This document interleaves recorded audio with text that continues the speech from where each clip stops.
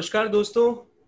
आज पहला सुख की टीम की तरफ से हम आपका फिर से स्वागत करते हैं दोस्तों। जैसा कि आप जानते हैं, हमारा जो दूसरा वेबिनार हुआ था उसके अंदर हमने हैप्पीनेस के जो कोच हैं, जो हैप्पीनेस गुरु के नाम से जाने जाते हैं पूरी दुनिया के अंदर, राज रघुनाथन, उनसे हमने कुछ ब्रीफ टॉपिक्स पे बात करी थी कि कैसे जिंदगी के अंदर खुशियां आए।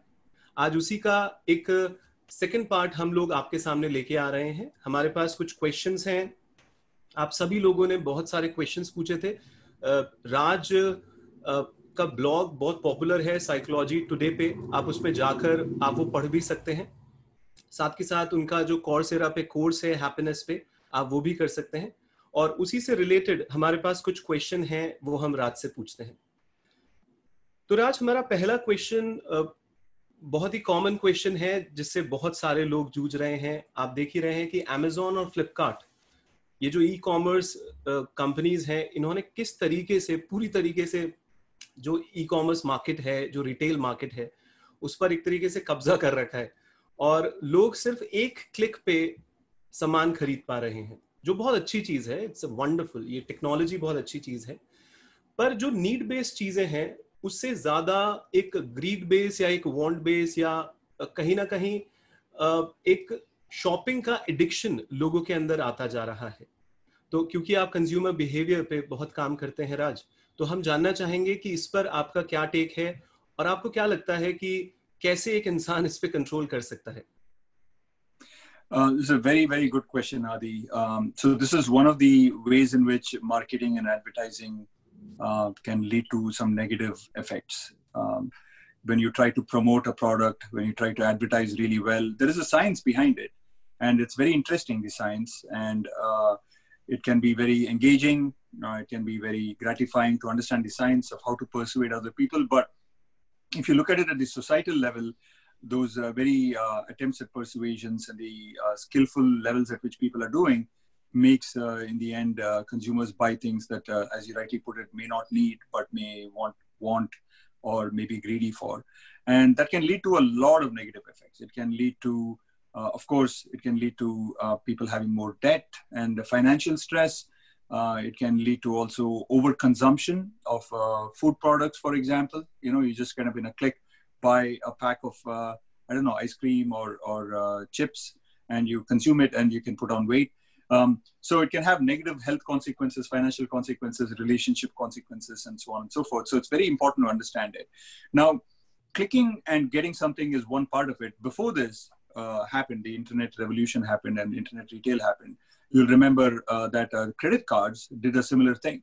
Okay, when you pay something with cash, there is something called pain of paying that happens. Okay, you're seeing the cash going out of your wallet.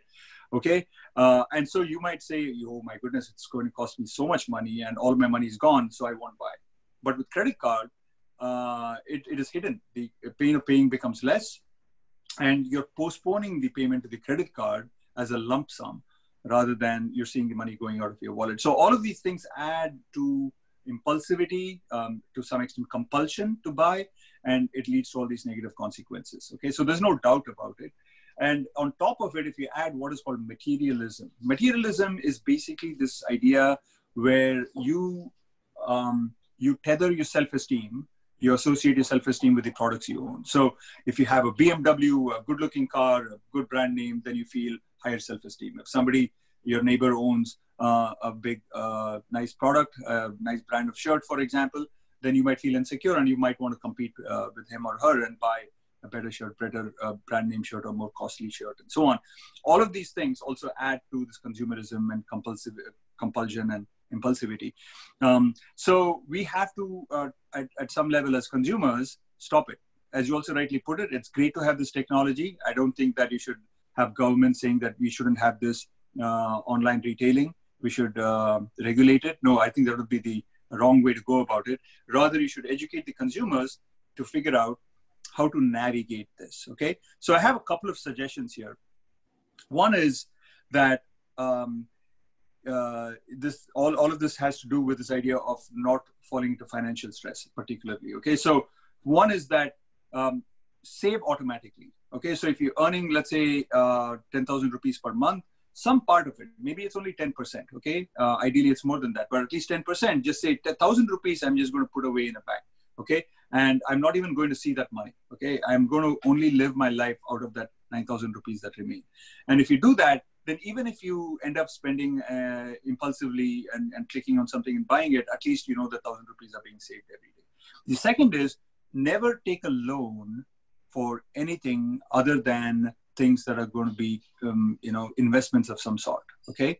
So for example, it's okay to take a loan if you think that the real estate market is going to go up and you want to buy a home. Okay. It's okay to take a loan if you want to pay for your education, but don't take a loan to buy things like a new iPhone, okay, or a new gadget. Don't do that. Okay. Don't take a credit card loan to do that, because it is going to drag you down deeper and deeper into financial trouble. Okay. And the third thing is that I would say consult with other people around you before you make a big decision. Ask your wife if you're married, okay, or your husband. Ask your siblings, ask your friends, is this a good decision to make? Okay. And finally, I'm obviously only make the decision to buy if they also agree. And finally, buy from websites in which you have the ability to return these products, just in case you don't need them later on. Okay. So that way, at least you know that there is this fail-safe thing. What happens oftentimes is that as soon as you hit that buy button, oftentimes something called buyer's remorse sets in. Okay, especially for big ticket items, you immediately think, oh my goodness, what did I do? Should I have got it? Okay, and if you can't even return it at that point, then you're stuck with that product and you're stuck with that financial loss. So buy from websites that are reputed, buy from places that offer a return policy. Okay, and that way at least you're safeguarding yourself against making bad purchase decisions. Of course, you can add to all this and say, okay, you can do some financial planning. You can kind of like figure out what is your net income, what is the outflow, how much of a kind of, buffer you have every month. And so what's the limit of how much you can spend every month, and then stay well within the limit. So these are all things that help with the financial part of it. Of course, if you're stuck with a materialistic attitude, you feel that you want to show off to other people and etc. You need to work on that. Maybe we'll get to that separately, but those are the tips I have to offer on this. Good question. तो दोस्तों, ये बहुत ही अच्छी बात बताई है राज ने कि आप कुछ बेसिक चीजों को फॉलो करके ये जो इम्पल्सिव बिहेवियर है शॉपिंग का, इस पे काबू पा सकते हैं। पहली बात तो ये समझना होगा कि ये जो क्रेडिट कार्ड से हम पेमेंट करते हैं, उससे हम बाय कैश हाथों से किसी को पैसा नहीं दे रहे हैं। तो वो जो पोस्टपोन यानी जो पैसा हम लोग दे रहे हैं वो थोड़ी देर बाद आपके अकाउंट से कटता है, तो उससे हमारे को उतना दुख नहीं होता है। This is what the human behaviour is, जिसको हमारे को समझना होगा, उसके प्रति अवेयर रखना होगा। और ये जो कंपैरिजन है दो लोगों का आपस में कि उसके पास ये चीज है तो मेरे पास भी ये होनी चाहिए, और ये सेल्फ एस्टीम का क्वेश्चन है दोस्तों। तो आप सेल्फ एस्टीम को, अपने आप को चेक करते रहिए कि आप कितना कंपैरिजन की वजह से शॉपिंग करते हैं। और इसको रोकना तो किसी भी लेवल पे सही नहीं है कि हम, जैसे अभी राज ने भी कहा कि गवर्नमेंट्स को ऐसा कोई नॉर्म नहीं लगाना चाहिए जिसकी वजह से कोई फ्रीडम का हनन हो किसी का। पर साथ के साथ ये कुछ सजेशन जो राज ने दिए हैं आप लोग अपनी लाइफ पे देख सकते हैं कि क्यों ना आप लिमिटेड खर्चा करें दोस्तों। अगर आपने सोचा है कि 20,000 रुपया या 10,000 रुपया ही मैं इस महीने खर्च करूंगा और उसके आगे नहीं जाऊंगा, so this could be one of the suggestion. आप लोन मत लीजिए, यानी अगर बहुत आवश्यकता हो तभी लोन लेना चाहिए, अन्यथा हमारे को लोन नहीं लेना चाहिए। कभी भी आप कोई चीज खरीदें तो अपनी फैमिली से जरूर कंसल्ट करिए दोस्तों, अपने दोस्तों से कर सकते हैं, अपनी वाइफ से कर सकते हैं। सो उससे भी आपका जो एक इम्पल्सिव डिसीजन होता है वो थोड़ा डिले हो सकता है, आपको थोड़े पर्सपेक्टिव्स भी मिल सकते हैं उसके अंदर। और एक बहुत महत्वपूर्ण चीज है कि जब भी आप कोई सामान खरीदे तो ऑथेंटिक वेबसाइट से ही खरीदे, क्योंकि कई बार हम लोग जोश में आके होश खो बैठते हैं और कुछ सामान खरीद लेते हैं। पर अगर जहाँ पे रिटर्न पॉलिसीज है कि अगर बाई चांस आपने कोई इम्पल्सिव डिसीजन ले भी लिया है तो आप उसको रिवर्ट बैक कर सकते हैं, आप उसको रिटर्न कर सकते हैं। That could also be that.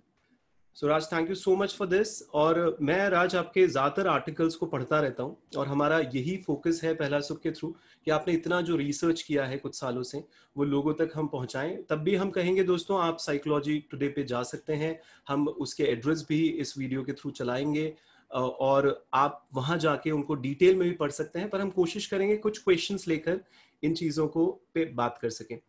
तो एक आर्टिकल मैं आपका पढ़ रहा था Raj, figuring out the answer to who am I, और इसके अंदर आपने कई सारी चीजें बताई हैं कि हम जब इस हु एम आई के क्वेश्चन को डिस्कवर करते हैं तो ये जो डिजायर है सेल्फ डिस्कवरी की, ये इंटरफेयर कर जाती है कई बार डिस्कवरिंग द सेल्फ के अंदर। तो इस पे अगर आप थोड़ा सा हमें बताएं, और साथ के साथ कि जब भी हम ये जो आय का, ये जो एक रिफ्लेक्शन है आय का, ये कभी कभार कॉम्प्लिकेट करता है हमारे माइंड को कॉन्सीव करने के अंदर। इस पे अगर आप थोड़ा रिफ्लेक्ट करें राज। हाँ, so this idea of who am I is a very, very important question for human beings. Of course, you know, we have philosophies around this question. We have religions around this question. We have great people like Aristotle, Buddha, seeking the answer to this question. And everybody at some point is very interested in understanding who am I. And on the surface level, who am I? You could answer, I'm Adi Gurudas. You know, I do X, Y, and Z. Here's where I work. Here's where I live. And I have this family, etc. But if you want to go deeper, you can talk about your attitudes, you can talk about your interests, you can talk about your personality, etc. But even those, at some level, are not the authentic answer to who am I? Okay, who are you? Because there is a deeper layer even. Okay, and what happens is when you try and ask this question, who am I? Often we come up with these superficial answers at first. You know, when you go to a party, for example, you know, somebody asks, who are you? You come up with your name, you come up with what you do for your profession. Those are what are called your identities, okay? And those are things that are not necessarily what define who you are at a deeper level. They are labels that are given to you by society, and you may not even have chosen those labels. You didn't choose your name, for example, okay? You may not even have too much control over what kind of a job you have. Your parents might have pushed you into it, or those might be the only jobs available, and you just took something to pay the bills, etc.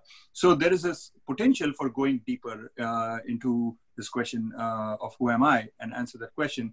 And the big point I'm trying to make in that article is that if you try and answer that question through your mind, you may actually end up in the wrong place, because your mind plays a few tricks on you. So if you ask yourself, who am I? Okay, some days back, somebody told me that I'm a very kind person. I'm a very smart person. Am I a kind person? Am I a smart person? Okay, if you ask that question, then you'll probably conclude, yeah, you know what? I can think of all the times in which I was kind. I can think of all the times in which I was smart. So I must be kind and smart. Okay, so the answer is I'm kind and smart person.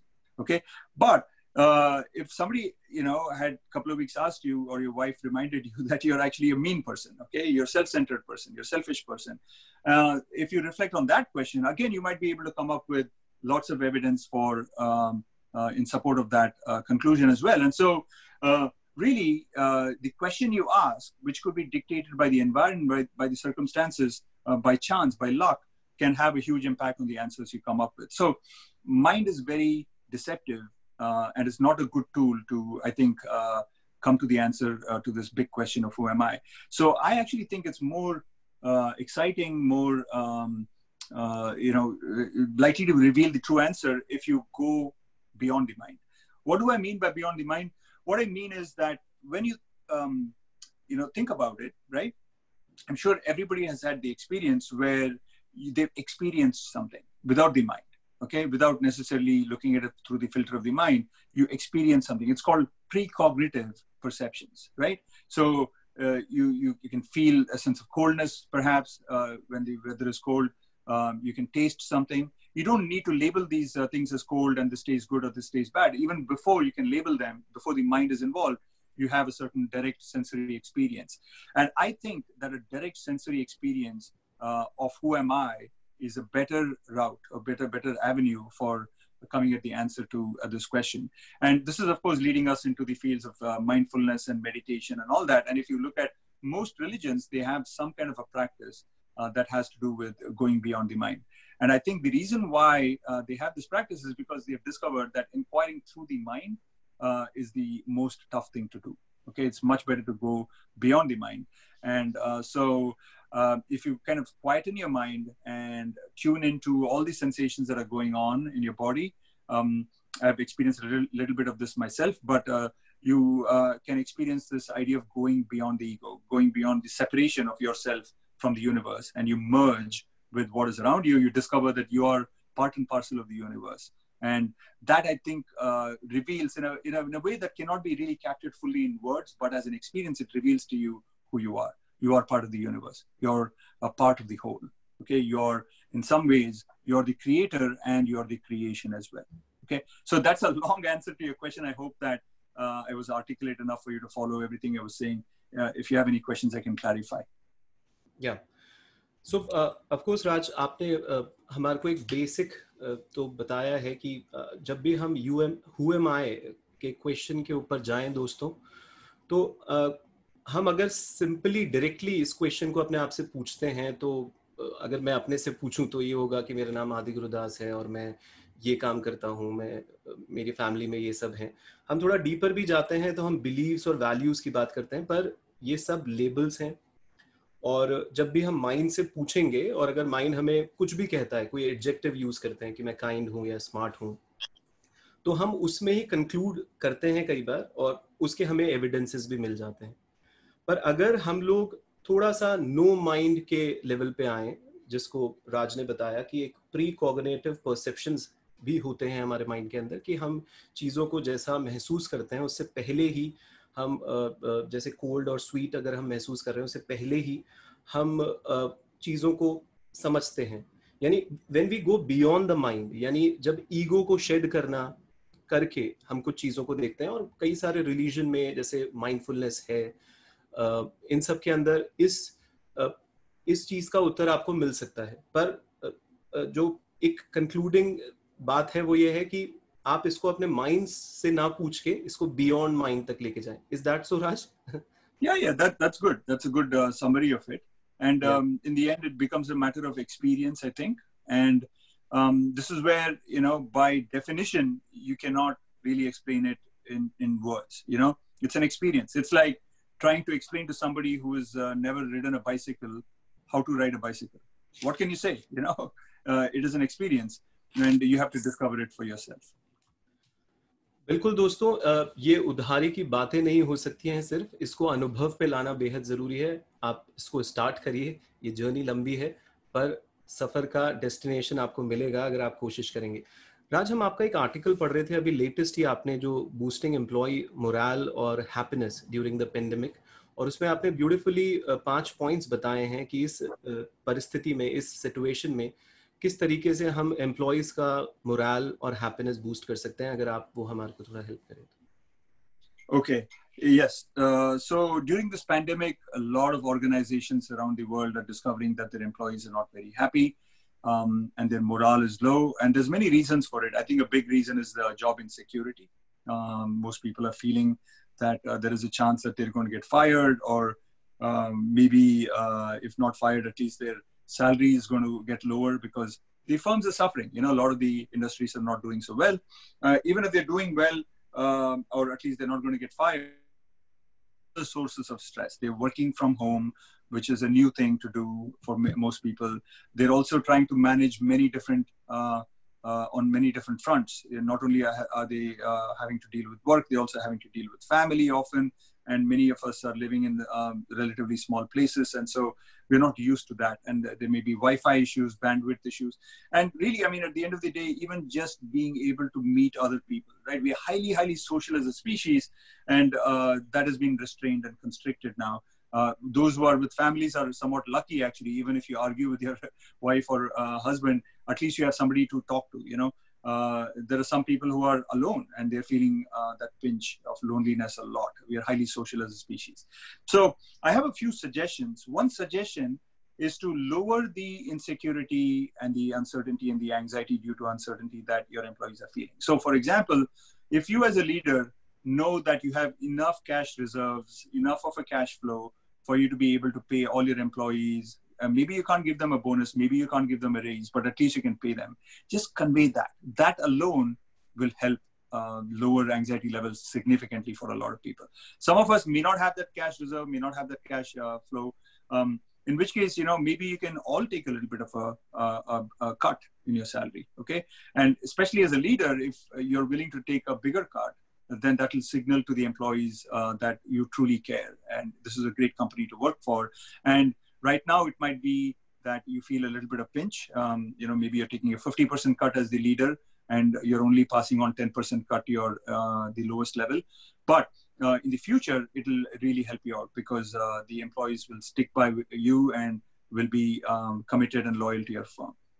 So that's one. The second is also related to this anxiety and stress created by uncertainty. So if you can communicate with your employees on a regular basis, okay? So I'll give you an example. I'm at the McCombs School of Business at the University of Texas at Austin. And my chair, a wonderful guy, his name is Andy Gershoff, he organizes, in fact, today evening, it's going to come up, organizes every week a what he calls a town hall, okay? So it is just a optional meeting. You can go if you want. You don't have to go. But you can go, and you can, if you go, you'll see other people asking their own questions, okay? Somebody might have questions about, oh, hey, you know, what's going to happen next year to the different courses that we are supposed to teach? Is it going to be online? Is it going to be face-to-face? What's happening? What's happening to international students because of the rules by the Trump government, etc.? And people might have small questions, big questions. And the idea is that in times of uncertainty, lack of information is like fuel to the fire. It adds to the anxiety. It makes you more anxious. And so you're giving an opportunity for people to get information, and it could be about small things, big things, but it will lower the anxiety. Okay, that's another thing that I would recommend. Third thing that I would recommend is really meant especially for people who are feeling alone and socially isolated and disconnected. So organize social events. I know it's not going to be the same when it's not face-to-face. You're in social distancing mode, lockdown perhaps, but organize it on, let's say, Zoom or Microsoft Teams, and people come. The difference here is it's not an official meeting, right? So you might say, oh, we have these meetings already, so why should I do this? The difference here is that this is taking the place of those informal, maybe quarter-end parties that you used to have in face-to-face settings. Now you're doing it on Zoom.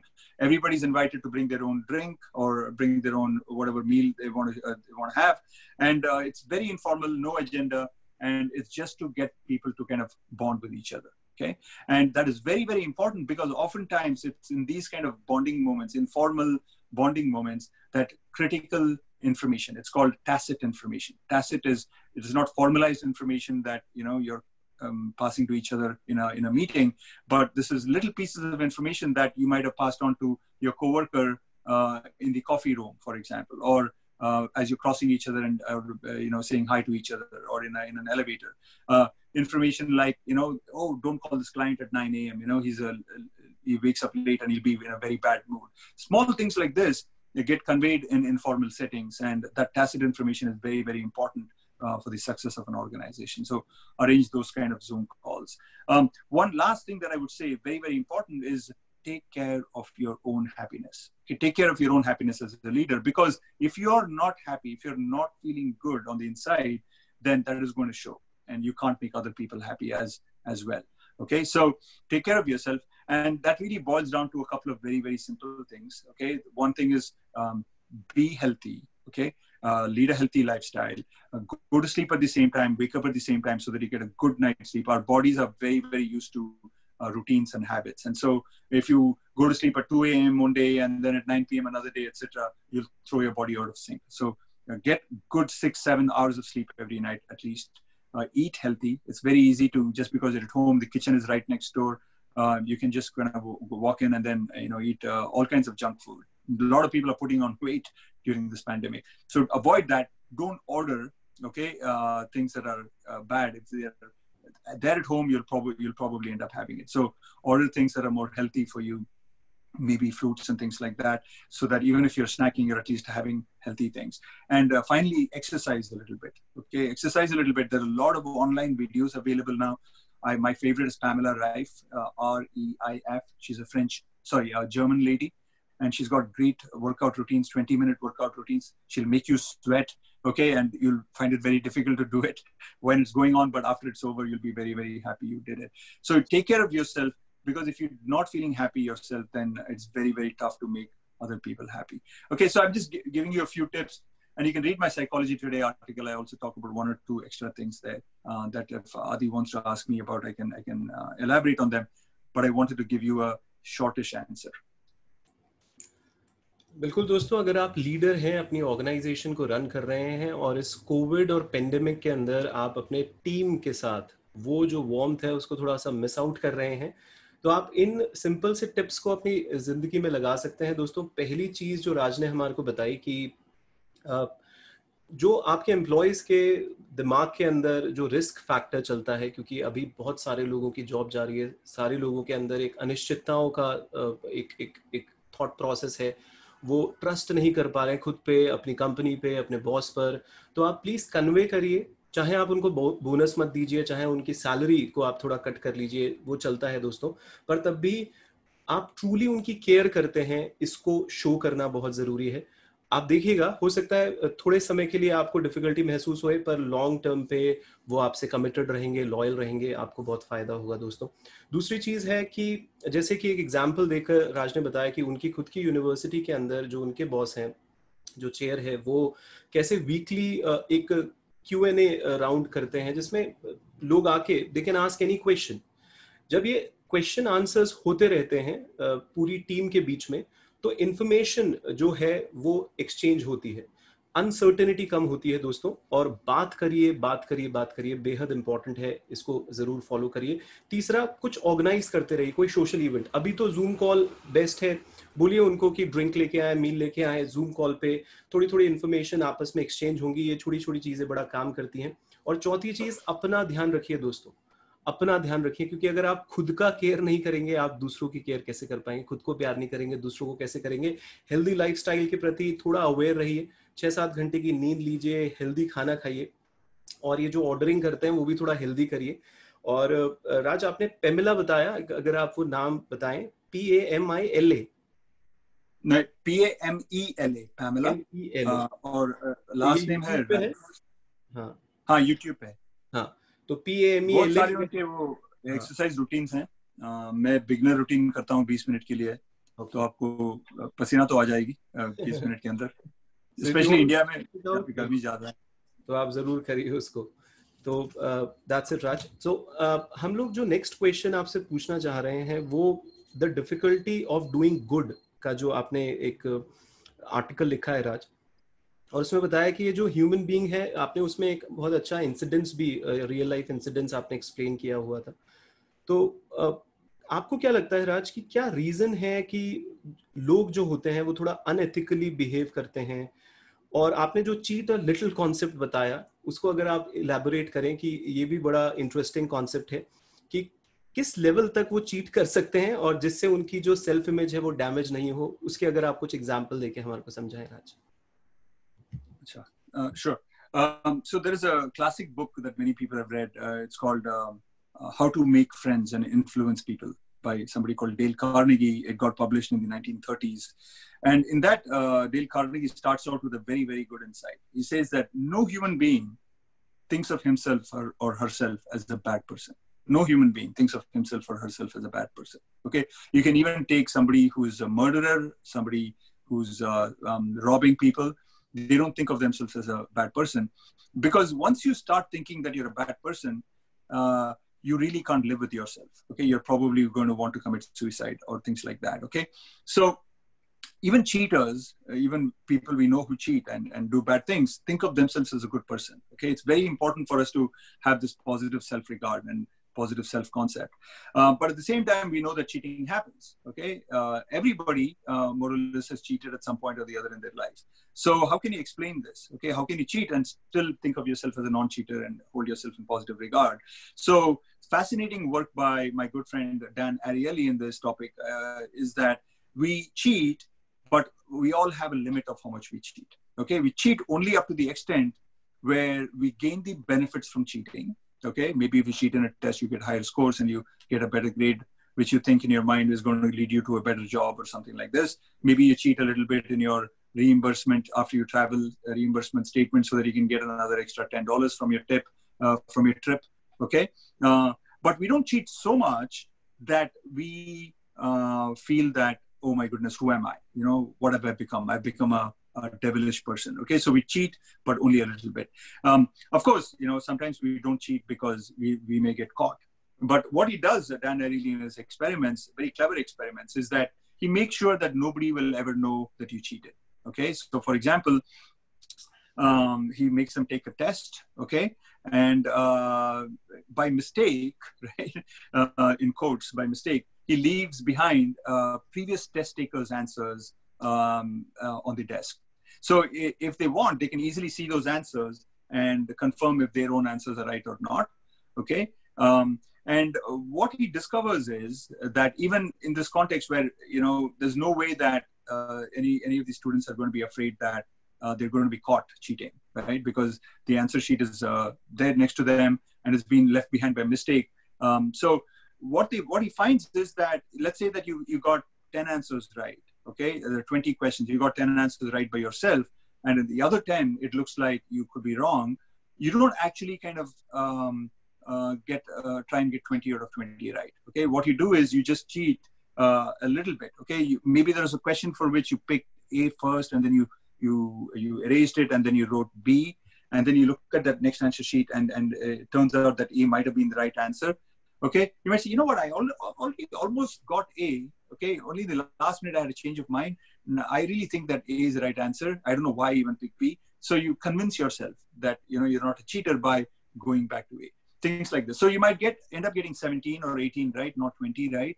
Okay, so that is what I mean by this idea that we cheat a little so that we gain the benefits out of the cheating, but at the same time we don't feel like we're a horrible person. Okay, the story we tell ourselves is that I'm a good person and I'm a capable person. I deserve everything good that is happening to me in my life. I don't cheat, but at the same time, we do cheat a little bit so that we can make a few extra gains, but not so much that we feel bad. Does it make sense? Yes. Of course, आपने इस पे research किया है राज, तो maybe this really works, and I think मेरे साथ तो ऐसा होता है कई बार. मैं अपनी लाइफ में देखूं, और शायद मेरे ख्याल से जो भी इस आंसर को सुन रहे होंगे वो भी अपने आप से रिलेट कर पा रहे होंगे कि हम खुद की नज़रों में अच्छा बने रहना चाहते हैं. हम कोई ना कोई जस्टिफिकेशन देते ही हैं, हम कुछ गलत भी करते हैं, हम अपने आप को जस्टिफाई कर देते हैं कि भाई मैं ठीक हूँ. नहीं तो वो जो गिल्ट है वो आपको जीने कैसे देगा दोस्तों. और ये जो बैड एक इमेज है उसको लेकर आप नहीं चल सकते. तो राज ने कितना ब्यूटीफुली इसको समझाया कि हम चीट भी करते हैं तो एक लिमिट में करते हैं. चाहे एक्सट्रीम से एक्सट्रीम भी चीटिंग कोई कर रहा होगा, वो कहीं ना कहीं अपने आप से जो सेल्फ टॉक कर रहा होगा उसमें वो अपनी सेल्फ इमेज को किसी ना किसी तरीके से जस्टिफाई कर ही रहा होगा. जैसे कुछ छोटे मोटे एग्जाम्पल से ही ले लें कि एग्जाम में कोई चीटिंग करता है या कोई ट्रैवल एक्सपेंसेस करने के बाद जो रिइंबर्समेंट करता है उसमें थोड़ी बहुत एक्स्ट्रा पैसे मांग लेता है. But overall we have this thing in our mind कि हम कन्विंस करते रहते हैं अपने आप को कि हम चीटर नहीं हैं. और शायद यही है कि जिसकी वजह से पीपल अपनी सेल्फ इमेज को डैमेज ना करते हुए वो कैरी फॉरवर्ड करते रहते हैं. और यही शायद डिफिकल्टी ऑफ डूइंग गुड है, जिसपे और आप डिटेल में आर्टिकल के थ्रू पढ़ सकते हैं दोस्तों. सो राज, बस इसमें मैं आपसे एक सवाल करना चाहूंगा जो मेरे अभी जहन में आ रहा है कि हम अगर नॉर्मली अपनी लाइफ में जीते हैं तो, क्योंकि आजकल आपने लिखा भी आर्टिकल में कि बहुत एथिक्स पे क्लासेस हो रही हैं जो पहले इतनी नहीं हुआ करती थी, और एथिक्स बहुत जरूरी है बिकॉज इतने बड़े बड़े स्कैम्स, इतने बड़े बड़े वो आ गए हैं. तो हम यहाँ कोई मॉरल आंसर नहीं चाह रहे आपसे, but how to go about it. मतलब अगर आप अपनी रियल लाइफ एग्जाम्पल से कुछ करें कि हाउ यू, तो कोई अगर इंसान एथिकल बन रहा है तो वो भी कैलकुलेटिव एथिकल बने. Is that so? नहीं, तो आपका प्रश्न ये है कि हम कैसे जिंदगी में विदाउट चीटिंग सक्सेसफुल रहे. Is that your question? हाँ, मतलब अगर चीटिंग भी कर रहे हैं तो क्योंकि वो कहते हैं ना कि क्या कोई डायमंड चुरा रहा हो या कोई शॉप से एक बन चुरा रहा हो, वो चोर है. तो वो कॉन्सेप्ट को कैसे हम जस्टिफाई करेंगे ऑडियंस के लिए? हाँ, तो so in my opinion they are different, so this is why in legal, when you look at it from the legal perspective, the person who steals a bun is not punished to the same extent as a person who steals a diamond. Okay, so I do think that legally there's a difference, and there should be. Okay, so let me, I don't know, maybe this is not exactly the question you're asking, but let me try and answer a question that I think many people have, which is an important one, which is how can you be a good, honest, non-cheating person? Okay, this is an important question because what happens is, let's say that you cheat a little bit in the exam. Okay, you get, instead of, you know, you would have gotten otherwise 80 marks, now you get 87 marks. Okay, in your mind, you've not cheated a lot, and you can even convince yourself that you did not cheat at all. Okay, but you know that you cheated a little bit. Somewhere inside your mind, you know you cheated at least a little bit. What it will do is that if nobody finds out and you get good benefits out of it, it will make you cheat a little bit more in the future. Okay, and so on and so forth. And then eventually you might actually end up being a big cheater, and 20 years down the road, you might get caught in a scam and put behind jail. Okay, you don't want that to happen. Obviously, most people recognize that that's not a good thing to happen. So it's very important to understand the psychology of how this cheating happens. And there's something called slippery slope. Okay, slippery slope. You get on the slope, you know, a little bit, you know, cheating, and then before you know it, it slips and you're like all the way down. Okay, so you don't want that. And I think you have to understand that the basic reason for cheating is, at some level, it is selfishness, it is greed. Okay, the more you feel that you need to be richer or have more fame or more control, more power, more authority, more status, the higher the chance that you're going to end up cheating. So we have to learn at some level that that is the root cause for cheating. Okay, once you learn that, look, I mean, all of these things that I'm aspiring, I want more of, it is not going to, in the end, really make me that much happier.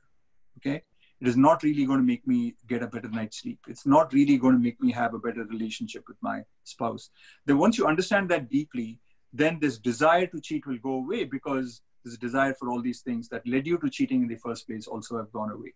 Okay, so really the secret to not cheating that much, okay, or keeping it well within limits, of course, everyone's going to cheat a little bit. You're going to lie a little bit, you know, you're late for a meeting because you overslept, you know, it's fine. It's called a white lie. It's okay to give, you know, a little bit of a lie. Oh, no, you know, I got stuck in traffic. That's why I'm late. It's fine. But the big cheating you want to avoid. And the secret to that is to learn to be content with what you have. If you're content with what you have, then chances are much lower that you're actually going to cheat. So sorry if I went off on a tangent to another question, different from the one you asked. But you have explained, and I think हम जो आपने जो explain किया है, वो हमारे को वो आंसर मिल रहा है दोस्तों, कि छोटी मोटी चीटिंग्स जो आप कर रहे हैं वो धीरे धीरे हो सकता है. We are not talking about the day to day small things. We are talking about कि अगर आप एक चीटिंग मेंटालिटी लेकर, चाहे वो छोटी ही चीटिंग हो, आप उसमें बिल्डअप करते हैं, तो वो एक स्लिपरी लेन की तरह है कि आप थोड़ा सा फिसलेंगे तो लंबा फिसल सकते हैं दोस्तों. लॉन्ग रन पे आप बिगर स्कैम्स की तरफ भी जा सकते हैं. पर एक बात जो राज ने हमें बताई कि जो बेस रीजन होता है किसी भी चीटिंग का, तो आप चेक करते रहिए ना अपने कॉन्शियसनेस के अंदर कि आपके अंदर वो ग्रीडीनेस आ रही है क्या, वो लालचीपना आ रहा है क्या, वो सेल्फिशनेस आ रहा है क्या. कई बार हम सिर्फ अपने बारे में सोचते हैं, हम लोग ज्यादा पावर चाहते हैं, हम लोग ज्यादा पोजीशंस पे पहुंचना चाहते हैं. और राज के कोर्स में आप कौरसेरा पे देखेंगे तो राज ने बड़ा क्लियरली बोला है कि भाई ये जो पैसा है, पोजीशंस हैं, ये रिसर्च बताती है ये आपको ज्यादा खुश तो नहीं रख पाएगा. तो भाई आप करना क्यों चाह रहे हैं? आप अपने आप से अगर ये सवाल भी पूछेंगे, राज के आर्टिकल्स में लिखा है कि हम जब सवाल करते हैं खुद से, तो वो सवाल ही हमारे थॉट्स को ब्रॉडन अप कर देता है दोस्तों. सवाल करना चालू करें खुद से, पूछिए कि कितना ग्रीडी है, कितना सेल्फिशनेस है, और एक ये जो संतुष्टि का भाव है, कंटेनमेंट है, इसको लेकर चलिए. जिंदगी और आसान लगेगी, सिंपल लगेगी, और बेहतरी के साथ आप जी पाएंगे दोस्तों. राज, बड़ा ही प्यारा क्वेश्चन. बहुत लोग पूछते हैं ये जो ओवरकमिंग जेलसी, और आपने इस पे एक आर्टिकल लिखा है कि हमारे अंदर जो एनवी होता है, जलन होती है लोगों के प्रति, तो वैसे तो ये नेचुरल चीज है, ठीक है, कोई भी, क्योंकि और आपने बताया कि जो हमारे क्लोज होते हैं और हमारी फील्ड के होते हैं उससे हम ज्यादा जलते हैं, जलन आती है. पर उसको स्वीकार करना और उसको शेयर करना, ये रिलेशनशिप को बिल्ड कर सकता है. इस पे थोड़ा सा गौर फरमाइए, क्योंकि जैसे ही अगर अपनी सिस्टर से जलन में हूं और मैं उसको बताऊंगा तो उसको बुरा लग सकता है कुछ सिचुएशन में. आप अगर उसको थोड़ा बताएं. और मैं आपसे ये भी पूछूंगा कि हम अपनी सक्सेस के लिए किस तरीके से, क्योंकि आपने कहा है कि हमें अच्छा बनना ही होगा अगर हमें सक्सेसफुल बनना है, क्योंकि हम बैड इमेज के साथ, क्योंकि हम सोशल बीइंग्स हैं और एक होलिस्टिक वे में आगे बढ़ते हैं, एक यूनिवर्सल ब्रदरहुडनेस होनी ही चाहिए, तभी एक दूसरे की हेल्प से आगे बढ़ते हैं। और आपने एक रिसर्च भी बताई थी कि आप अपने टेक्निकल डिग्री से बड़ी पोजीशंस पे नहीं जाते, लोग रेफरेंस से ज्यादा जा सकते हैं कि आपके कनेक्शंस कैसे हैं। तो राज, अगर इस पे थोड़ा आप रिफ्लेक्ट करें, जेलस। जेलसी के बारे में। हाँ, तो like you said, it's very human to feel jealous. In fact, not just human beings, even other animals feel jealousy when they're treated unfairly, when their peers get bigger rewards, etc. And you have to understand the root cause of jealousy. Okay, why do we even feel jealous? Okay, when, for example, our neighbor gets a lucky and finds a pot of gold, or our brother or sister marries somebody who's richer or more good-looking, etc. Why do we feel this jealousy? So you have to go back to the root of it. When you look at human species, we used to be in villages or communities that were very, very, very small, 150, 200 people. That's it. Okay. Only recently have the idea of cities kind of developed in the last about 5,000 years. But if you look at human evolution, which goes back, say, 100,000 years, for the vast majority of the time, we didn't used to live in such big societies. And when you're living in a small society, and particularly if survival is a big thing, okay? And now we don't have to fight for survival, but even mere 300, 400 years back, food was scarce. A lot of people were malnourished. In that setting, 150 people, food is scarce, survival is a big, big thing.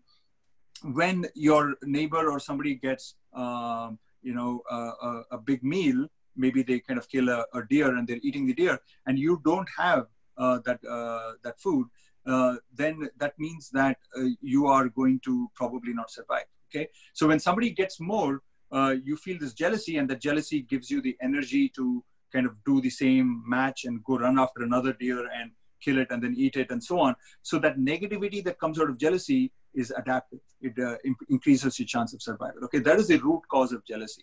The thing is that right now we're living in a society in which, there's not just 100, 150 people. In fact, you might meet 150 people every day. Okay, forget about, in your life, you only see so many people. So we don't have to feel that jealousy. Okay, particularly towards close people. We don't have to feel that jealousy because we're not living in small communities. And plus, more important, our survival is not at stake.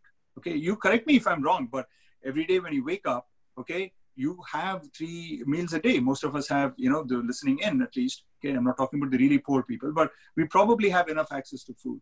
So really what used to be an adaptive emotion, this jealousy, is no longer adaptive for us in this present context. Okay, you have to understand that. So it's better to get rid of the jealousy as much as possible.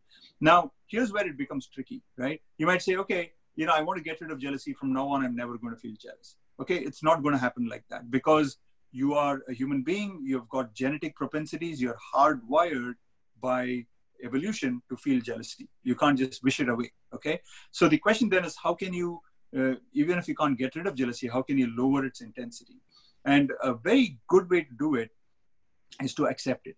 Okay, and not pretend as if you never feel jealous. Some people do that. Say, oh, I never feel jealous. Okay, actually they're feeling jealous inside. It's very odd for somebody not to feel jealous. Okay, it is not a human thing to not feel jealous. Everybody feels jealousy. Okay, somebody's saying I don't feel jealous, you have to be very suspicious. Okay, they're probably only lying. Okay, maybe they're lying to themselves. Okay, but they're lying. So the first thing is to accept the jealousy. You're most likely to feel jealous, as Adi summarized, with people who are succeeding in ways that you want to succeed. Okay, if you want to be a good musician, you'll feel jealous of other musicians. If you want to be a good cricketer, you'll feel jealous of other cricketers.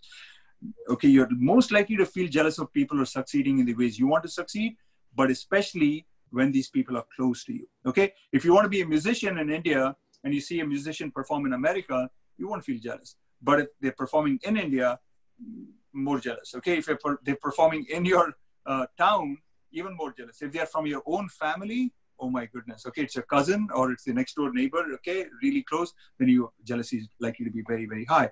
So recognize it. And then here's where, I recommended this that Adi mentioned, is that you actually, tell the person that you're jealous of, you tell them, hey, you got this beautiful home. I've always dreamed of this kind of a home.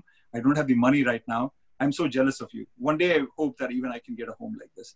It just makes it so much open. The other person, sometimes they may feel bad, so you have to be a little bit careful. But most likely, 80 out of 100 times, maybe even more, they'll say, you know what, that was such a honest, open statement to make, and they'll probably give you a hug and say, you know what, I'm going to try and help you to get this if I can. Okay. And here's how I did it. Okay. You can ask them, okay, how did you end up saving so much money to buy that home? Okay. Tell me a little bit. Okay. Did you take a loan? And so they'll share that information with you so that you can also then succeed. Okay.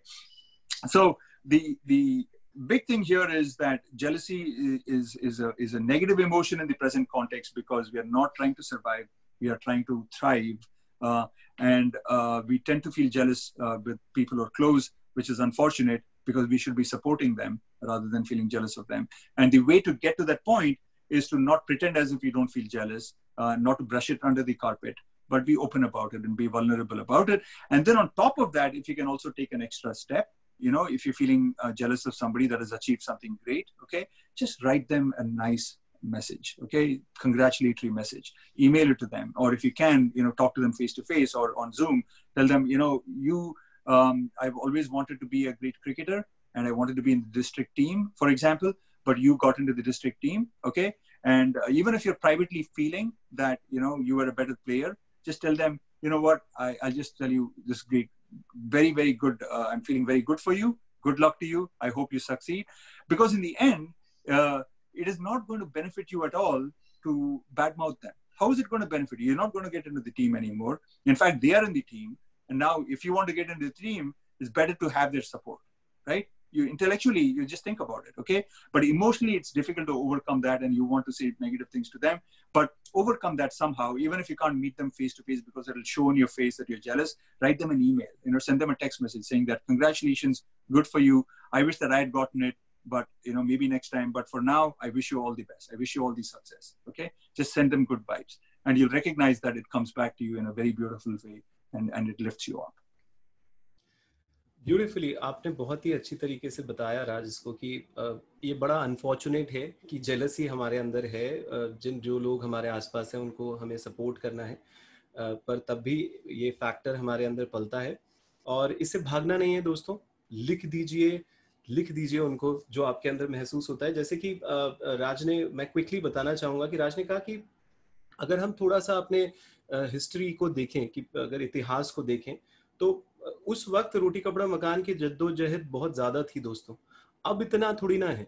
जितने भी लोग हमें सुन रहे हैं, we are not talking about the extreme poor लोग, पर ज्यादातर लोग रोटी कपड़ा मकान से नहीं जूझ रहे, पर तब भी इमोशनली वो कहीं ना कहीं इस जेलसी को अपने अंदर महसूस करते हैं. और देखा गया है कि जो सेम फील्ड में होते हैं, same country, same city, same घर, सेम लोकेलिटी, इन सब के अंदर हम देखते हैं ज्यादा एक जेलस का फैक्टर हमारे अंदर पनपता है. पर उनसे जेलस होके आपको मिलेगा क्या?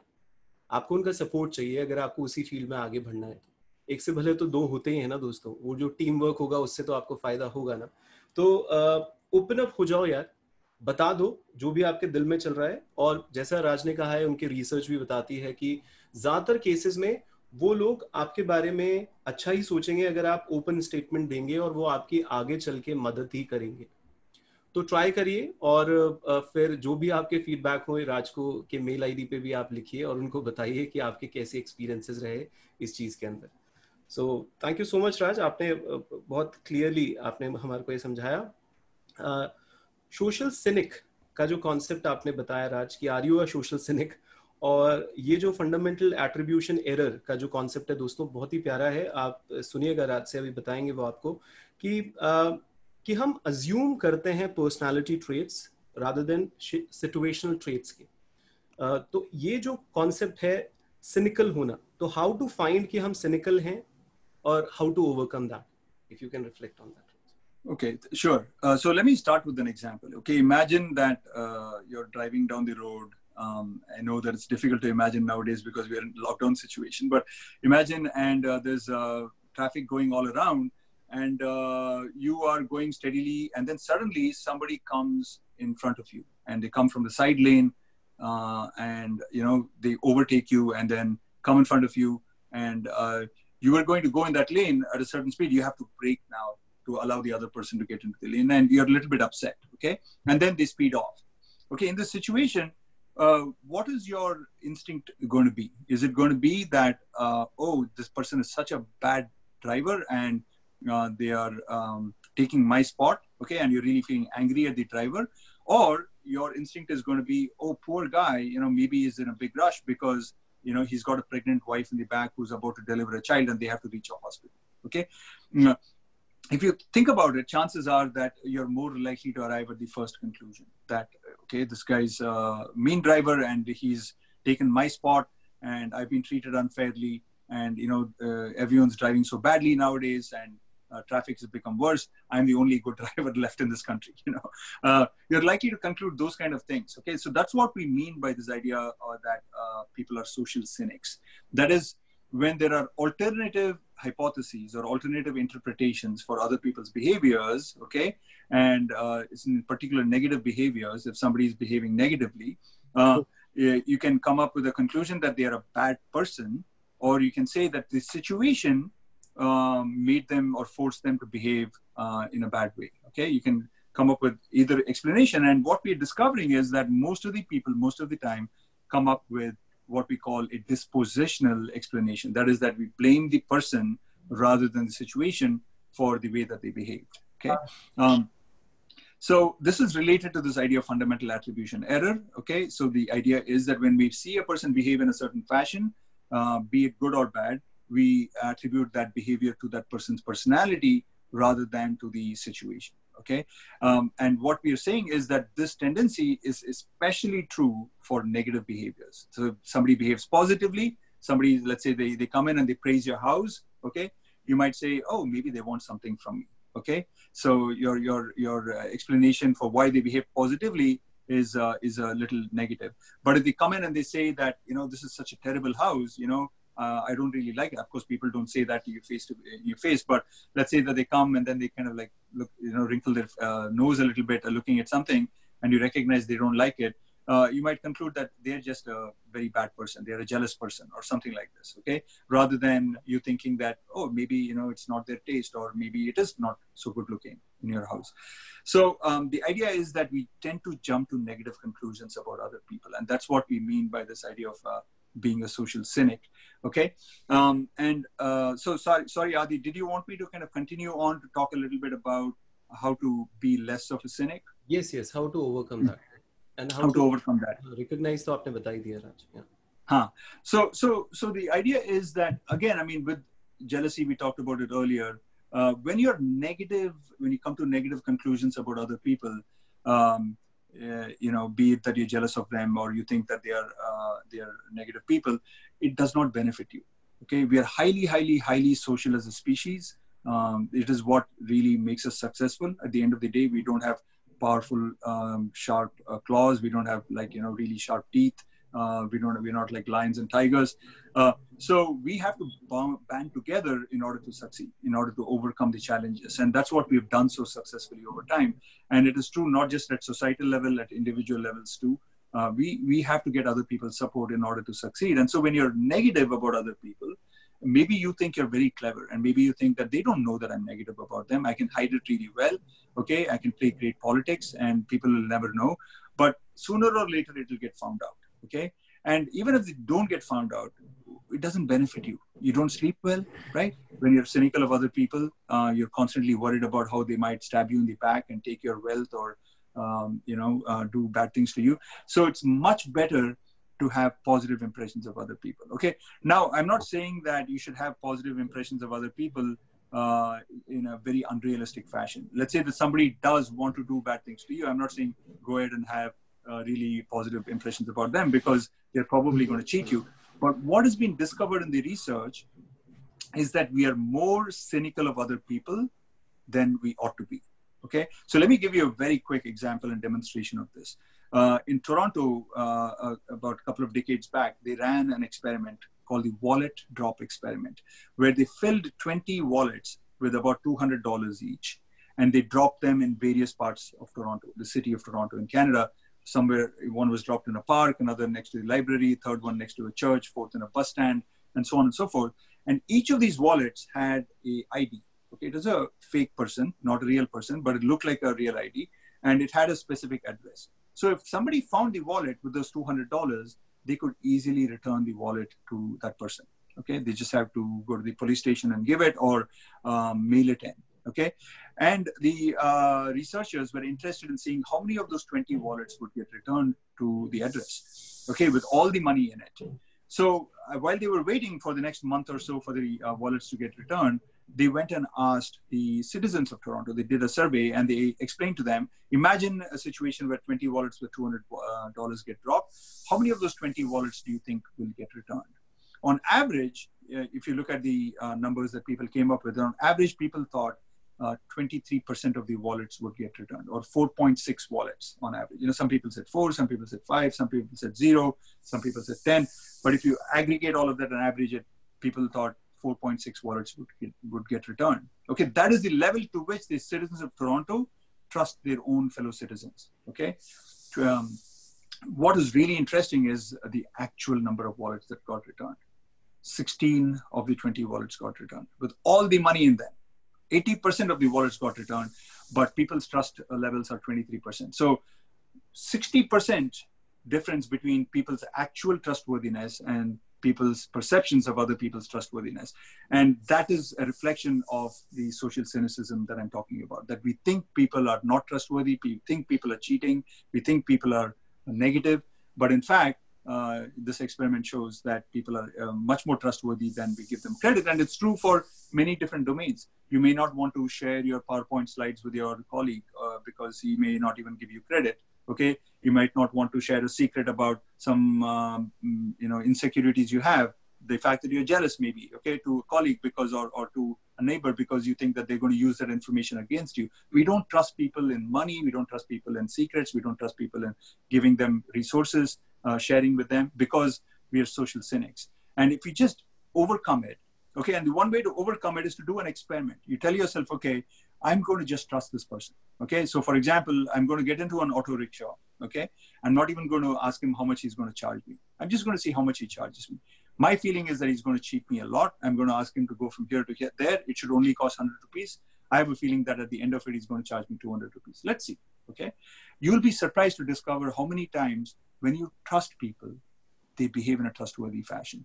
Okay, and once you do that experiment, you'll discover that, you know what, out of 100 times that I trust people, maybe people cheat me 10 times, okay? But 90% of the time, they don't cheat me.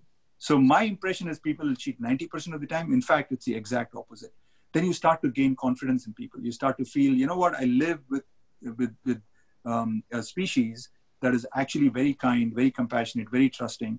And once you arrive at that conclusion, it will actually benefit you much, much more. You think that you're trusting other people and you're being nice to them, but it actually benefits you because you get a very good night's sleep. You can make decisions very quickly. You can just shake hands with somebody and arrive at a business deal, etc. And that will actually make your life much better. Beautifully explained, राज. और मुझे लगता है कि ये इसका awareness रखना दोस्तों बेहद जरूरी है. भरोसा रखो, भरोसा मिलेगा. भरोसा करके तो देखिए दोस्तों, क्योंकि ये सिनिकल जो वर्ड है, अगर दिमाग के अंदर एक नकारात्मक बिहेव रहता है, परसेप्शन जो लोगों के प्रति रहता है, जो हम लोग जिस नजर से लोगों को देखते हैं वो शक की निगाह से देखते हैं दोस्तों. भरोसा नहीं करते हैं, इतना ट्रस्ट नहीं करते हैं जितना हमें करना चाहिए, क्योंकि वो जो डिस्ट्रस्ट हमारे दिमाग में चल रहा है वो आपकी खुशी तो छीनेगा ही दोस्तों. वो जो आपका अपनापन है लोगों के साथ, जिनके साथ मिलकर आप एक टीम बना के आगे बढ़ सकते हैं, उससे भी आपको रोकेगा. तो एक बहुत अच्छा एक्सपेरिमेंट बताया कि और इस एक्सपेरिमेंट के अंदर $200 रखे गए 20 पर्स के अंदर पब्लिक स्पेसेस पे, और 80% से ज्यादा रिटर्न आ गए दोस्तों. पर जब एक सर्वे करा गया, पूछा गया कि कितने वापस आएंगे, तो लोगों ने कहा कि 23% ही वापस आएंगे. तो यानी लोगों का जो एक्चुअल परसेप्शन है लोगों के प्रति, वो थोड़ा डिस्ट्रस्ट का बन जाता है. वो किस वजह से बनता है ये हमें भी नहीं पता, पर कहीं ना कहीं एक इनसिक्योरिटी जो बिल्ड हो रही है उसके प्रति आप अवेयर रहिए और अपने आप से प्रश्न करते रहिए, पूछते रहिए कि ऐसा हो रहा है क्या आपके साथ, और इससे आपको बहुत फायदा होगा दोस्तों. बहुत ही प्यारा कॉन्सेप्ट है राज, और आपके आर्टिकल्स बड़े जबरदस्त हैं और सबसे बड़ी बात है, जितने भी आर्टिकल्स आप लिखते हैं राज, उसमें बड़ी रिसर्च करके बहुत तरीके से, बिकॉज ये नहीं है कि ये सिर्फ राज के ही सोच है, बिकॉज जो भी आप उनके आर्टिकल में पढ़ेंगे वो बड़े एक्सपीरियंशियल चीजें होंगी, वो रिसर्च होंगी, और बाकायदा आपको हर दूसरे पैराग्राफ में वो रिसर्च के पूरे डिटेल्स भी मिलेंगे दोस्तों। आखिरी क्वेश्चन मैं आपसे पूछना चाहूंगा दोस्तों, समय थोड़ा सा ज्यादा हो गया है, पर तब भी इतना अच्छी तरीके से राज ने एक्सप्लेन कर रहे हैं तो we are just loving it. आखिरी सवाल मैं आपसे करना चाहूंगा राज, और वो है कि ये जो एक वुमेन है, वो अपनी ही वर्स्ट दुश्मन होती है, एनिमी होती है, उस रिस्पेक्ट में कि कैसे एक वुमेन जो है वो इम्प्रेस करती है दूसरी वुमेन को, उसका फोकस ज्यादा सेम सेक्स को इम्प्रेस करने पे ज्यादा होता है, इसके पीछे क्या रीजंस हैं, और ये जो एक खुद के प्रति ये जो एनिमी पना है इसको किस तरीके से हटाया जा सकता है, इस पे अगर आप थोड़ी बात करें तो। हाँ, sure. You know, we are highly social as a species. I've already mentioned this a few times, and one of the ways in which this comes out, one of the manifestations of that is that we compare ourselves to other people. Okay, we compare ourselves to our neighbors, we compare ourselves to our siblings, our brothers, sisters, we compare ourselves to our colleagues, and we want to assess if we are doing well in life, if we are good looking enough in life, if we are strong enough, and so on. So we do a lot of social comparisons, and there are some useful benefits that come out of it, but also a lot of negative things that come out of it. We get more jealous, we get unnecessarily competitive with people. And an interesting question here is, who is more likely to compare? Okay, and you can ask this question in many different levels. You can ask, children compare more than adults? Do people from India compare more than people in America? People of a certain kind of a race compare more than the others? And one of the dimensions that I got interested in is what about the gender difference? Do women tend to compare more than men? And here you might say, of course not. Everybody compares. Why should there be a difference? Okay, but there is one unique feature that differentiates. Everybody will agree, men from women, is that women are the ones who are going to actually have a child. Okay, men can have a child through the woman, but it's the woman who carries the child in her belly for a good 10 months before it's born, and there is a special mother-child bond that really, men can never fully totally understand, I think. Okay, that is biological in nature. Nobody's going to argue against it. So in other words, women have at some level maybe a privilege, but maybe you can also call it a burden or a responsibility at least, of taking care of two people. Most women, okay, most women end up having two people. And because they know this, they also have to be a little more protective. They have to be a little more careful about securing resources for their child. Whereas men can be a little more free in that sense. That's just them and nobody else is depending on them. So what happens is that because women know this, they are a little more careful when it comes to choosing their life partners. Okay, it is going to be based more on the ability for the partner to provide, not for just for them, but also because they are the ones who get pregnant for the child, and they're also very careful in selecting friends of the same gender. Okay, so if they meet a woman who's rich, who's more successful, they'll probably want to bond with them. And all of this is happening subconsciously. It's not necessarily like this is why it's going on. It's happening at a genetic level subconsciously. You're more likely to find that women will want to hang out with a friend who's got a rich husband, or who herself is very rich and is showing off these brand name clothing and so on and so forth. Actually, one of my PhD students was doing some work on this. One of the students on whose committee I was, her name is Jamie, and what she found is that men tend to compare themselves and show off a lot. Men tend to want to kind of show off a lot to the opposite sex. They want to impress them a lot. Okay, but women, okay, they want to impress their own sex more. Okay, or maybe if not more, at least to an equal level, because they know that a lot of their survival, and not just for them, but for their offspring, might come down to securing lines of resources, and that might be both men and women. Okay, so that is the big story behind why women might end up being more competitive to other women. And when you look at this genetic component, okay, that itself points to this tendency for women. But on top of that, a couple of other things have happened in the last 40, 50 years around the world. One is there are more increasingly more women in the workforce. Okay. And at the same time, the number of women, even in America, for example, okay, the number of women in the workforce is smaller than the number of men. Okay. And so what women feel is that, okay, there are 100 people in this organization, there's only 20 women, you somehow feel you're already genetically starting to pay attention to them more. On top of that, you feel that, okay, I need to compete with these women and I need to get ahead of them. And so it further kind of magnifies the tendency to compare with other women. Okay. And on top of that, if you add another layer, which is that in most organizations, most countries, most cultures, men were controlling resources for a very, very long time. And men set up the cultural norms of how to do interactions, how to do business. They tend to be more aggressive. They tend to be more, quote unquote, rational, not focus so much on emotions and so on. And women feel that they have to now change themselves and become more like men in order to succeed in this world of men. And so all these women are not only comparing themselves to other women, but they're also trying to become like men. Okay, so it's a lot of weight to carry on their head. So what all of this leads to is that women often become women's worst enemies. They don't behave like women in many contexts. They behave more like men because they think that's what it takes to succeed. And so they put down other women who display womanly characteristics. For example, if a woman is being compassionate in an organization which is more womanly than manly, she said, oh, she's not going to be fit. She's not strong enough. She's not tough enough. But at the same time, if another woman is behaving aggressively, they say that, oh, she's turned into a man. Okay, so woman can't win. Okay, and these are not men who are making these judgments. It's other women making these negative judgments about these other women.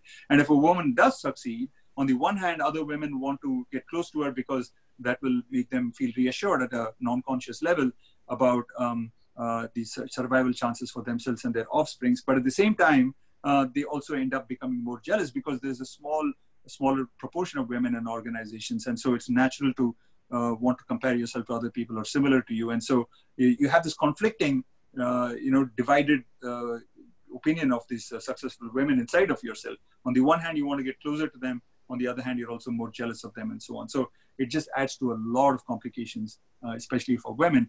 And so, I'm a big proponent for women in the workforce, for equality and so on and so forth. And in order to get there, I think we need to understand all of this psychology. Okay. And if a lot of women, not a lot, but some women I talk to actually say that, oh, that's not true. I mean, I support other women, etc. And that's great. Okay. If they truly are that way, that's great.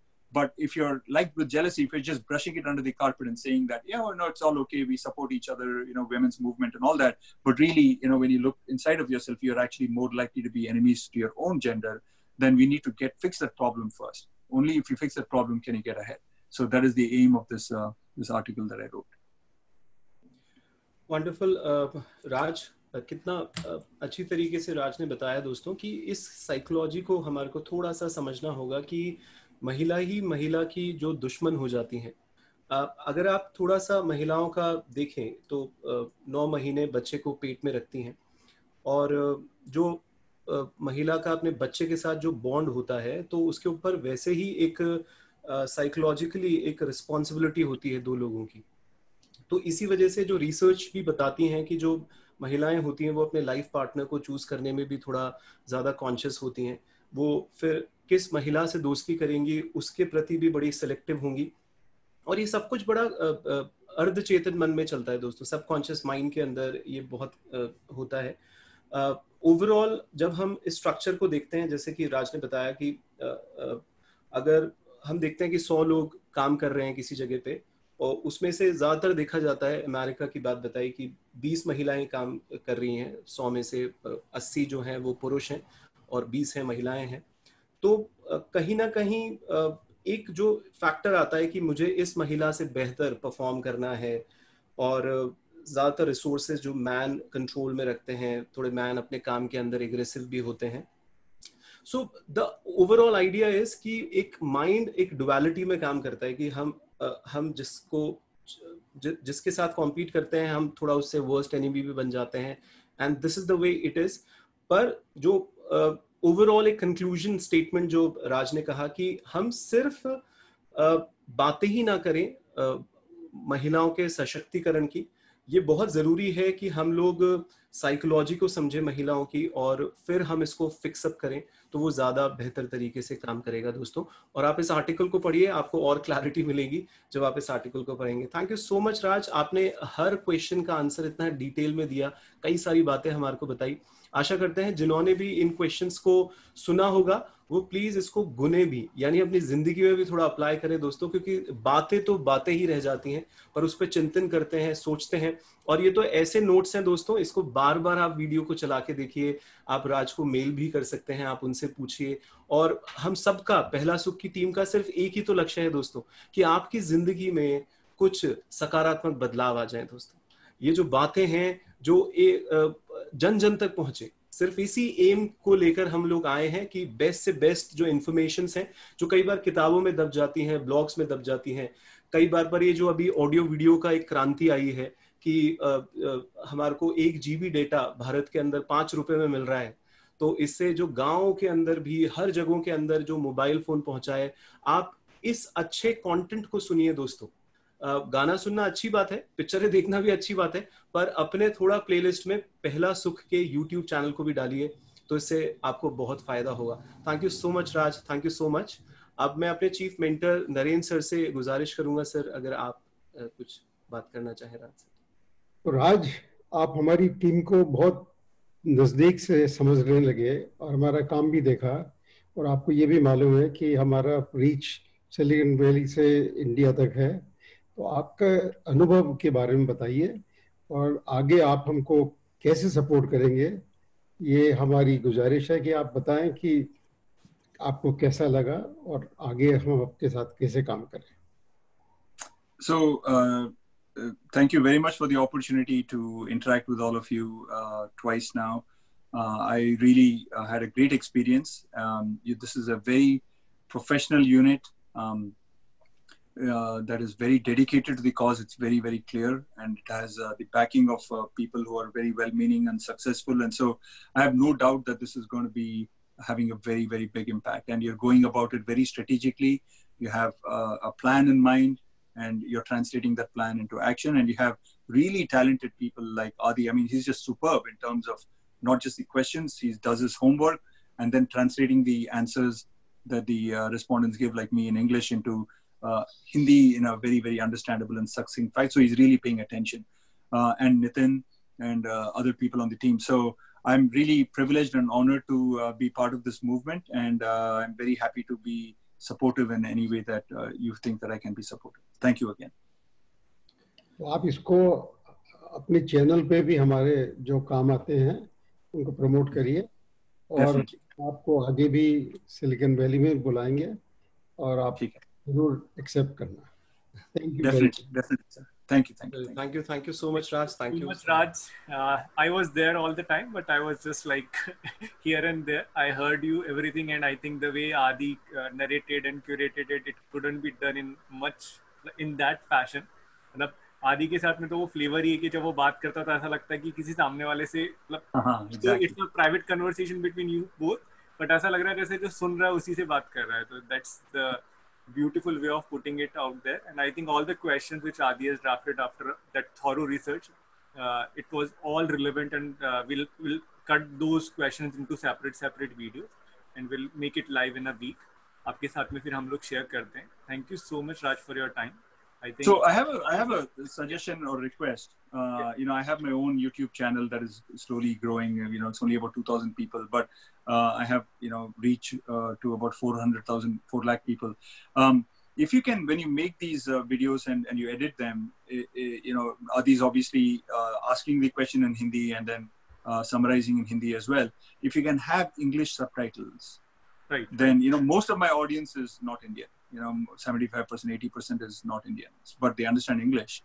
So if you can do that, then I can promote it on my channel and also promote it through my Coursera and edX courses, you know, the learners. So otherwise, you know, I'll have to tell them that, look, it's in Hindi or partly in Hindi, and, you know, just warn them like that. If they don't even understand the question, then, you know, they can figure out what the question could have been from my answer, but I think it'll be clearer to them if the questions can at least be subtitled. हम लोग क्या करते हैं कि हम लोग आगे जो स्लाइड भी ऐड करते हैं ना, तो स्लाइड पे जो टाइटल या कवर वहाँ पे भी हम क्वेश्चन लिख देते हैं, और जो टाइटल ऑफ द वीडियो उसमें भी हम क्वेश्चन इंग्लिश में ही लिखते हैं. जो लैंग्वेज है वो हम लोगों ने हिंदी रखी है, लेकिन you are saying it right कि हमारे को उसमें इंग्लिश सबटाइटल ऐड कर देने चाहिए, और हम चाहे तो हिंदी सबटाइटल भी ऐड कर सकते हैं. People can choose which subtitle they want to hear and along with the video. We'll do it definitely. Very valuable suggestion. We'll do it. Okay, very good. One last thing, if you can remind me, if you don't mind, I'll try and see if I can remember myself to do this. But if I fail to, you can send me an email. Madhya Pradesh government has translated the Coursera course into Hindi, and I believe it's already available and accessible. If you can just remind me, I will write to them and ask them the website link to it, and I can send it to you. And you might find that to be something useful to share with your audience. Definitely, it will be not just useful. In fact, it will be the right way of putting it like that, because it's translated. They translated the original form, and it's approved from you. So instead we put anything or subtract anything, we can just use it as it is. Swaraj, आप अपना जो mail ID है जिसपे आपसे लोग connect भी कर सके, वो भी आप बता दीजिएगा कि वो सेम ही है जो आपने हमें दे रखा है, या कोई अगर जिसपे उसी पे कर सकते हैं. You know, the thing is, I don't know, I have 3 emails, and the one that I think is the simplest is raj@happysmarts.com. HAPPYSMARTS, one word. There's an S at the end of smart. So raj@happysmarts.com. If they send it there, then it gets automatically forwarded to my work email and my personal email. So, Kala ji, आपका कोई comment? Sir, mute it. Sir, mute it. Like you are on mute. I said it's been just wonderful to learn things today again. You know, I learned something new about jealousy and cynicism today. I just had a question on that, if I can ask. Sure. Is cynicism also in some context? Like if I was to take that example of a car being overtaken. Yeah. You know, when I'm going for a pleasure trip for a picnic and somebody overtakes, my reaction is different. And if I am driving for a business meeting, then my reaction is different. Yes, that is very good insight. Yes. So our conclusions tend to be more cynical when we are under pressure, you know. So this is another reason why it's important to be happy, that if you're happy, you know, there's a saying, right? When you smile, the world smiles at you. So if you're in a bad mood, if you're under pressure, if you want to be superior to other people, if you're competitive, that's when you're more cynical of other people. So if you're calm, if you're content with what you have, then less of a chance to be like that. So it kind of, you know, proves that dictum that a man's real character comes out when he's under pressure. No, yeah, that's absolutely right. Yeah, that's absolutely right. In general, though, even if you're going to a picnic, when somebody cuts you out like that, you might be a little bit less cynical, but you know, you still be more cynical than non-cynical. You know, so our default tendency is to be cynical and untrusting. Not everybody, not all the time, but in general. So the idea is to become less cynical and more trusting. Absolutely. Thanks so much for so much insight and, you know, wonderful exposition. Thoughts. Wonderful. Thank you so much. Okay. Very good. Thank you, sir. And thank you everybody. Bye-bye. Okay. Bye-bye. Take care.